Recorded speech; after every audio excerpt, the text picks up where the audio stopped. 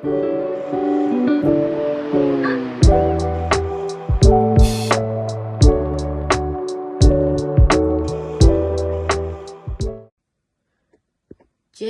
and the II family turabahaye ikaze kandi kwiga icyongereza n'ikirundi. Hari abavyeyi bansabye ko ntuye kuza ndavuga mu kirundi nongera avuga mu cyongereza. So iyi ni video ya mbere ngiye kubikora. Yeah. JJ and the II family, we welcome you again on our channel. There's some people who ask me to translate in Kirundi. This is the first video I'm going to do it.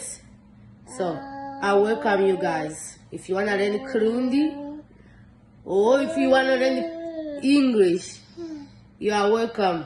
And don't forget to leave comments. Nimwibagire kuza muraziga ama comments niba hari amakosa muba mubonye kuko bavuga ngo nta wabivukanye. If you see anything that need to be correct, please let me know. They say nobody have born with it, so let me know. Muze murashira mu kirundi, muze murandika canke muze muratubwira. Sawa, ndagiye gutangura n'icigwa cyacu. I'm going to start with our lesson. Ndagiye gutangura n'icigwa cyacu. I am going to start with our lesson. What is your name? What is your name? Witwande. Witwande. What is your name? Subiramo. Repeat it. What is your name? Witwande. My name is Johnny. Izina ryanje ni Johnny. My name is Johnny. Izina ryanje ni Johnny. My name is Johnny. Izina ryanje ni Johnny. I'm going to repeat again. Ngiye gusubiramo. What is your name? Witwande. My name is Johnny. Izina ryanje ni Johnny. What is your name? My name is Johnny. Izina ryanje ni Johnny. Ufise imyaka ingahe? How old are you? How old are you? Ufise imyaka ingahe? Ufise imyaka ingahe? How old are you? How old are you? Ufise imyaka ingahe? Ufise imyaka ingahe? I am 22 years old. I am 22 years old. Fise imyaka 22. Fise imyaka 22. I am 22 years old. I am 22 years old. Fise imyaka 22. Fise imyaka 22. Where do you live? Where do you live? Where do you live? Ubahe. Ubahe. Ubahe. Where do you live? Where do you live? Ubahe. Ubahe. Ubahe. Where do you live? Ubahe. I live in Texas. Mba muri Texas. I live in Texas. Mba muri Texas. I live in Texas. Mba muri Texas. What is your favorite food? Ukunda ibyo kurya nyabaki.